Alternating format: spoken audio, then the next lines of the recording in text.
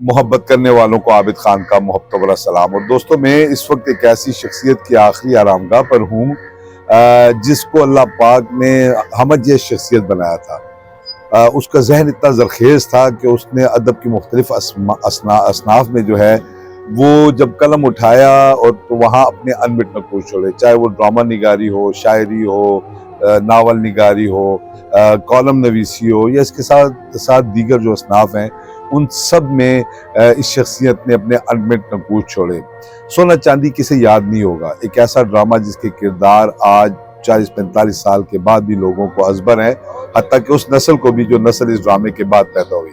یقیناً آپ جان گئے ہوں گے، میں منیر احمد قریشی، جنہیں عرف عام میں منو بھائی کے نام سے یاد کیا جاتا ہے، ان کی آخری آرامگاہ پر ہوں۔ اور یہ میرے قبر میں آپ کو جو خوبصورت سنگ مرمر کی قبر نظر آ رہی ہے، یہ منو بھائی کی آخری آرامگاہ ہے، اور ان کے ساتھ ساتھ ان کی اہلیہ اعجاز منیر کی بھی قبر ہے، جو کہ پچھلے ماہ ہی ان کا انتقال ہوا تھا۔ منو بھائی کو اللہ پاک نے جتنا زرخیز دماغ دیا، اس کا ثبوت تو ہمیں ہر صنف میں بآسانی مل جاتا ہے، مگر ان کا ایک کردار کا پہلو یہ تھا کہ انہوں نے تھیلیسیمیا، ہیموفیلیا اور بلڈ کینسر میں مبتلا بچوں کے لیے سندس فاؤنڈیشن بنائی، جس کی وجہ سے ہزاروں بچے آج نارمل زندگی گزار رہے ہیں۔ تو یقیناً ہم یہ کہہ سکتے ہیں کہ اللہ پاک نے جتنا زرخیز دماغ منو بھائی کو دیا تھا، اتنا ہی نرم دل اور انسانیت کا درد رکھنے والا دل بھی عطا کیا۔ ہماری دعا ہے کہ اللہ پاک منی بھائی اور ان کے اہلیہ سمیت جتنے بھی مرحومین اس قبرستان میں اور دیگر جتنے بھی جہاں بھی مدفون ہیں،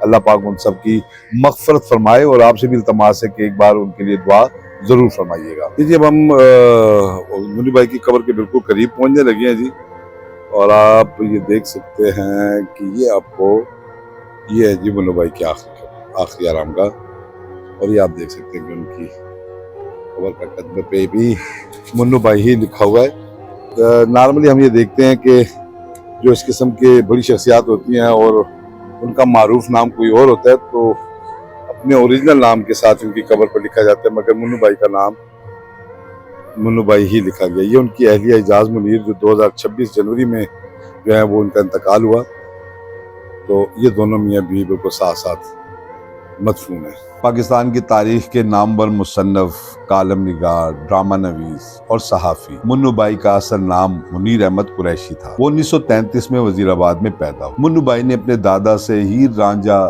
سونی ماہیوال اور سسی پنو سمیت مختلف قصے اور کہانیاں سن رکھی تھی۔ غالباً اسی نے ان کی تخلیقی صلاحیتوں کو ابھارا۔ منو بھائی کے والد عظیم قریشی پاکستان ریلوے میں ملازم تھے۔ پنجابی کے مشہور شاعر شریف کنجائی منو بھائی کے ماموں تھے۔ انہوں نے عام بچوں کی نسبت بڑی عمر میں بولنا شروع، اور بولنے کے دوران لکنت بھی ہوئی۔ اپنی شخصیت میں موجود اس خلا کو پر کرنے کے لیے منو بھائی نے دوستوں میں خاموش رہنے کی بجائے زیادہ بولنا شروع کر دیا۔ وہ اپنے دوستوں کو یہ موقع ہی نہیں دیتے کہ وہ ان پر ہنسے۔ وہ انہیں اپنی چرب زبانی کے زور تلے دبائے رکھتے۔ وہ شعر اور لطیفے یاد کر کے اپنے دوستوں کو سناتے اور انہیں محظوظ کرتے۔ 1947 میں میٹرک پاس کرنے کے بعد منو بھائی نے گورنمنٹ کالج اٹک کر رخ کیا۔ وہاں انہیں غلام جیلانی پر، پروفیسر عثمان اور مختار صدیقی جیسے اساتذہ کی سرپرستی حاصل ہوئی، اور یہیں سے انہوں نے پنجابی شاعری میں طبع آزمائی شروع کی۔ تعلیم مکمل کرنے کے بعد منو بھائی نے 1950 کی دہائی کے آخر میں راولپنڈی کے اخبار میں 50 روپے ماہوار پر ملازمت اختیار، اور اسی اخبار میں اوٹ پٹانگ کے نام سے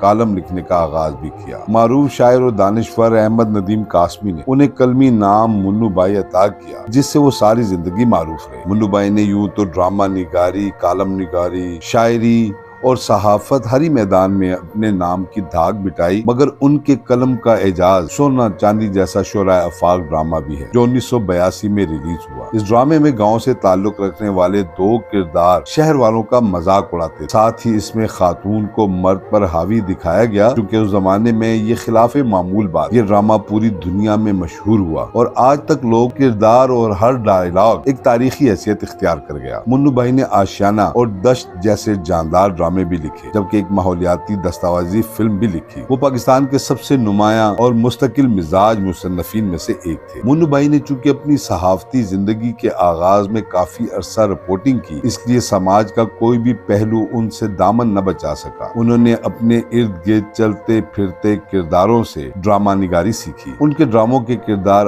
آج بھی دیکھنے والوں کے ذہنوں میں موجود ہیں اور زندہ و جاوید۔ منو بھائی کو ہم اپنے معاشرے کا ضمیر بھی کہہ سکتے، کیونکہ وہ نہ صرف اپنے کالموں کے ذریعے سماج میں پائی جانے والی برائیوں پر لعنت ملامت کرتے، بلکہ اپنے ڈراموں سے معاشرے کی زبوں حالی کو بھی سامنے لاتے تھے۔ وہ اپنے قلم سے معاشرے میں پنپنے والی برائیوں کو سامنے لاتے اور ان کے سد باب کے لیے حل تجویز کرتے۔ منو بھائی علمی، ادبی اور تخلیقی شخصیت کے ساتھ ساتھ ایک سچے، کھرے اور سادہ دل انسان تھے۔ وہ یاروں کے یار اور دوسروں سے محبت کرنے والے انسان۔ وہ سماج کا درد رکھتے اور ان کے فکاہیہ کالم گریبان کے ذریعے معاشرے کی برائیوں اور لوگوں کے رویوں پر روایتی شگفتگی سے طنز کے تیر برساتے۔ انہوں نے کالم لکھنے کے ساتھ ساتھ اپنے ارد گرد جو کچھ دیکھا اسے پنجابی شاعری میں سمو دیا۔ ان کی مشہور تصانیف میں اجے قیامت نہیں آئی جنگل اداس ہے، فلسطین فلسطین، محبت کی 101 نظمیں اور انسانی منظرنامات شامل ہے۔ 2007 میں حکومت پاکستان نے انہیں صدارتی تمغہ برائے حسن کارکردگی سے نوازا۔ منو بھائی 19 جنوری 2018 کو لاہور میں تقریباً 84 برس کی عمر میں انتقال کر گئے۔ ان کی نمایاں ادبی خدمات پر 23 مارچ 2018 کو بعد از مرگ انہیں ہلال امتیاز سے بھی نوازا گیا۔ یوں تو ادب کی ہر صنف میں منو بھائی کے نام کا